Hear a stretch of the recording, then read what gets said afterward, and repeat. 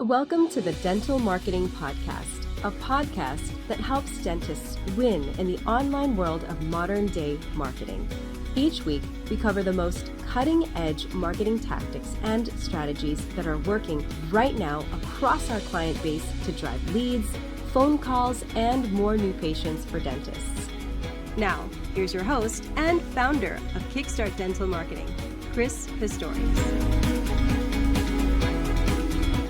Hey, everybody. Welcome to the No BS Dental Marketing Podcast. I am your host, Chris Pistorius. And on this show, as you know, we talk about straight to the point, no BS tactics, tricks, and strategies to help you grow your practice. Now, there's no fluff here. It's just great information that you can start using today to increase your bottom line. So if you're a dental practice owner, a manager, a front desk professional, or really whatever, be sure to click on the subscribe button on this page so that you can keep up with all of the latest tips and tricks. Today, we've got a very special guest, Dr. Suneet Bath, who is the owner of Impressions Dentistry in Olympia, Washington. Dr. Bath, thanks so much for being on the show today. Well, thank you for having me. Yeah, so why don't you tell everybody a little bit about your practice to start things off? Oh yeah, my practice is located in Olympia, Washington, and we're kind of a CEREC heavy practice. We do a lot with the CEREC machine, and we really don't send hardly anything to the lab. We do all other procedures except for root canals and dentures. We don't do either one of those two things. So yeah, we have a really good group, and I feel like we do pretty well. And how long have you owned the practice? Gosh, 2006, so almost 17 years. Wow, and it just flew by, right? Yeah, it totally flew by. Gosh, it's crazy how, yeah. Right, yeah. Been a good journey. Yeah. So a lot of people are going to be watching this podcast, or, they're people like you, they're experienced dentists. Some of them are young dentists. Some of them are just starting their own practices. Some of them are just coming out of school. So I like to, really kind of get right to the point and really tap in on the success that you've had and people like you to help our audience. So I want to start off by asking, what do you think is the biggest challenge that you're facing in your practice right now? And what are some of the things that you're doing to tackle those issues? I think the biggest challenge a lot of us are facing right now is increased costs. So, supply costs, increased costs for our team. So I think what we have to do as practitioners is, maybe find ways to decrease costs, but increasing production and being more efficient is probably the best way to go. And I think we've done a combination of both of those things that have really helped our practice. So yeah. So when you say like increased production, do you mean like maybe starting to do more things that typically you might send off for or have a specialist do? No, I wouldn't say so. I think it's just like really trying to, I guess you're right in some respects, in the sense that I am doing some more things, like we do sleep apnea, we do implants. Oh, yeah. So we do some things that in the past you would send somewhere else. But I think a lot of it is also just increasing efficiencies, maximizing your team. My team members do everything that they legally can do, and I get them trained to get those things done. And so it takes a lot of stress off of me, but it helps us run more efficiently. Yeah, I think that's a huge thing. And, when we go and help practices ourselves, we kind of do marketing stuff, but there's, in working with dentists so often that you just see things that, after working with a particular office that could be streamlined a little bit. And you're kind of thinking in the back of your mind, man, if they could just straighten this part of it out, they could work so much more efficiently, And sometimes I think it's hard as a dentist to identify those things because you're kind of so caught up in your own kind of world, if you will, running your practice, that sometimes, that gets pushed to the side. So I think that's a great point. What would you say, in your opinion, is the most important personality trait or strength someone would need to really run a successful dental practice? I think, just being pretty even keel, like not letting a lot of stuff kind of stress you out. So early in my career, I would say I'd probably sweat the little things a little bit more than I do now. And so now it's like, I mean, when a day kind of gets stressful, or when, a team member maybe does something they shouldn't have done, or something. I mean, I don't let it really get to me too much. And so I don't have too high highs and too low of lows. I think that's the biggest thing. Yeah, I totally agree with that. I think that's a pretty good lesson just about anything in life, really. So, so when you started your practice back in 16 or 17 years ago, what do you remember why you decided to do it? I mean, what was the motivating factor to, stop doing whatever you were doing and start your own practice? I just kind of felt like I could do it differently. I graduated in 2001, so I spent about 5 years just working as an associate a couple of times, and then I worked at corporate as well, and I just kind of felt like I was ready. I was ready to do it my way, Mhm. and I learned a lot along the way, and I felt like I picked up a lot of really good things from some good dentists, and but I just felt like, okay, it's time to take that dive. So Yeah. So that's interesting. Did you have a specific mentor that, really helped you through a lot of this? yeah, my cousin Barjesh, she's a dentist in Ohio, Yeah. Cleveland area, and I mean, that's kind of how I became a dentist. Is I actually went and shadowed her at her practice, and was like, okay, this looks like a fun thing to do. And so I've always bounced things off of her, and I think she kind of also gave me the encouragement that, okay, you're ready now. It's time for you to go do your own thing. And she was right. It was the best thing I did. So. Yeah, yeah. If you had it to do all over again, you're going to start your own practice. I mean, even though the best mentors, you're still going to miss some things. You're going to do things that you wish you hadn't. What's Sure. one thing that you might change early on? I would say, gosh, let me think of that. I would say not, kind of like what I said before, is I wouldn't be so tough on my team. I wouldn't be, Yeah. really sweating the little things that I did back then. I wouldn't say I was like a major hard ass or anything like Yeah. that. Yeah. I would get just irritated about stuff that I just think, now in my, late 40s, almost 50, that I'm just like, okay, it's not that big of a deal. I would probably, I think that's probably the biggest thing. Yeah. Okay. What, I guess if you weren't a dentist, what do you think you would do right now? I'd be a singer. Um, Really? I didn't know that.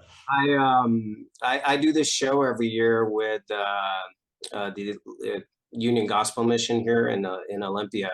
I do this show, and there's about 6 or 7 of us dentists, and we go up on stage, and we actually get like about 600-700 people that attend this show, and all the proceeds go to the local Union Gospel Mission. But we all sing, and we sing different genres. Mine is Frank Sinatra kind of type Yeah. things. Yeah, so I'd say I enjoy it. It's a lot of fun. So The next podcast you do with us, I'm gonna have to hear a little bit of that. So be okay. prepared. So, what do you think is one of the most important lessons you've learned over the course of your career? I would say, let me think. I would say, my whole thing is stress right now, so this is all stress related. I mean, if you listen to my answers, but I would say do what you can to reduce your stress. So, don't do the procedures you don't want to do. Don't, get your team trained so that they can take a lot of the stress off of you. I mean, I feel like we do really, really well for a single doctor practice.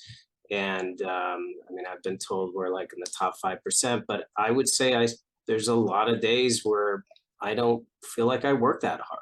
And I cut my hours down. I went from 8 hours to 7 hours a day of seeing patients, and we produce the same. And so there's things you can do, I feel like, that you know, can reduce your stress and prolong your career. And so that's the main thing. Yeah, I think that's a great, whenever you can reduce stress, that's always a good thing. So what are some things I know that you said when you started your practice, you thought you could do things differently. And what are some of the things that you specifically try to make how you make yourself a little bit different than the others? You mean, I'm sorry, to different from other practices? Is that what you're saying? You had mentioned that, you thought you could do things a little bit differently, do them your way. What are things that you distinguish you? I think what distinguishes our practice is again, just how much our team does. All of our, I constantly, when I'm going to courses, I'm one of the few doctors that brings my assistants with me. And I feel like that really, first of all, it makes the team members feel a lot more important. And, there's a lot of job satisfaction with that. And the patients respond to it really well too. When a team member is doing a lot of stuff, sometimes they expect me to do, and they do it very, very well because they know I've trained them and I'm, overseeing everything that they do. So I think what sets us apart is just how much of a team driven practice this is, really. So yeah, I think you're right. I think with anything you do, the more you can involve the whole team, the better you are. If everybody knows what your goals are for the year, and and you set clear paths to get there, and you give them every opportunity to learn and get better, I think that this isn't just a one-man show, right? I mean, even though they may not be owners, they're still a big part of your success. So the team is definitely a big part of it. Well, and I'm always quick to, I mean, the patient will obviously compliment us a lot of times about, something, and I always try and deflect it to the team, and I'm like, this is a team thing. And so-and-so was the one who did this part for you. So, I try not to take the credit. So yeah, absolutely. When you talking about your team, I know a lot of not a lot, but we've gotten some complaints in the past in the dental industry about dentists having trouble keeping staff, and it feels like there always has somebody leave, and they constantly have to be training somebody new and bring them in, and it's just holding them back. Are you seeing much of an employee churn or no right now? Not for us. I feel pretty good the fact that over the past couple of years we've had a pretty steady team. Yeah. And it's how much we involve them in, even decision making, and they know I'm not out to just fill my pocketbooks. I want to make sure they're taken care of as well. So it's and they know it's not about the money. I mean, we're really driven to provide good care, and our reviews reflect that. So I think they feel a part of a bigger purpose, and I think that's huge too. That's awesome. Are you looking to grow your practice but are a little unclear on what the best way is? Let us help you out. We have over 13 years of experience in helping practices just like yours increase new patient growth. Just go to kickstartdental.com and sign up for a free strategy session where we will give you some great insights on how to take your practice to the next level. When you go to hire, like say front desk staff, do you always hire based on experience, or are you from the world of, as long as they have a right characteristics and personality, we can teach them the job? Would you rather see experience or a mix, or are you fine with just bringing somebody in without any dental experience? I think you hire for attitude for sure. I think if someone's willing to learn, they need to fit with the team. So that is the biggest thing. I used to hire for experience, and it just doesn't always work out really well. So So I look for personality first and then experience second. Yeah. What's one thing that changed for your practice post-COVID, or did anything change? I shoot, I mean, I just think, again, we're just a lot more efficient. I also think we as a team don't sweat a lot of the little things either. Like not just me, I think my from top to bottom, I also feel like we work together really, really well now. And there's just no complaining that happens when things even get tough. I mean, everybody just supports each other and does what it takes to get through the day. And it's not that we didn't do it before, just that has gotten, we've fine-tuned that even more. So. Yeah, culture starts at the top. And if you can incorporate a relaxed culture and not sweating the little things, as you say, that goes all the way down to the last person on the roster, right? So it's definitely a big deal. Let's talk a little bit about the future of dentistry, if you will. What is it? What does a dental practice look like in 10 years? What are some things that you're excited about, whether it be technology or just procedures, or what does it look like in 10 years? I think we are going to see a lot more 3D printing applications. I do think we're going to be able to do a lot more things in our offices, and I'm all about technology, but I want to make sure it's proven. I mean, I actually haven't taken the 3D printer plunge myself yet, just because we mill a lot of our stuff, even our surgical guides for implants, we can mill those. But I do think 3D printing technology is getting better and better, and I'm hoping at some point we can, print a lot of the stuff that we're using. So I see that changing in practices. I think you're going to see a lot less probably private practices. I think a lot of people, it seems like, are doing the DSO thing. So I think that's going to change. But I do think there's still going to be a niche for private practices because, there are people that are going to want to have the level of service that we provide. And I'm not saying that DSOs don't, but I think sometimes in a private practice, you can kind of, like you said, have your own kind of personality that sometimes patients want to come and see. So yeah, absolutely. Awesome. Well, look, we're kind of running up against it here, but I'd love if you'd be up for it. Maybe in a few months, come back and just give us a status update on what's going on and what's the latest in your world, if that works for you. Oh yeah, you bet. Yeah, great. All right. Well, I think, tell me about Olympia. Just one last question here. Sure. Have you always lived there? Is this where you started your practice then? I actually grew up in Eastern Washington, which is very different than Olympia, climate wise, politically. I mean, it's like completely different state. And it's more desert. Olympia rains a ton. But Olympia is a great city. It's a state capital. So, we have a steady patient base because of that. We see a lot of military here. We're not far from the military base, and that's big for me. I mean, I really like to support the military. It's a great place to be. I mean, I love it up here. People get tired of the rain, but we don't have a water problem. So yeah, absolutely.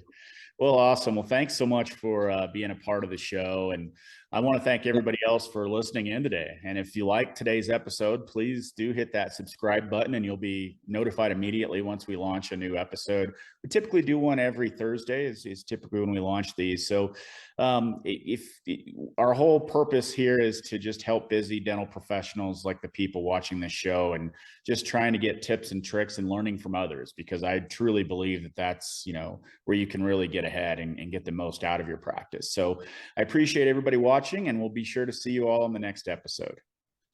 Thanks for joining us this week on the Dental Marketing Podcast. Make sure to visit our website, www.kickstartdental.com/podcast, where you can subscribe to the show in iTunes, Spotify, or via RSS, so you'll never miss a show.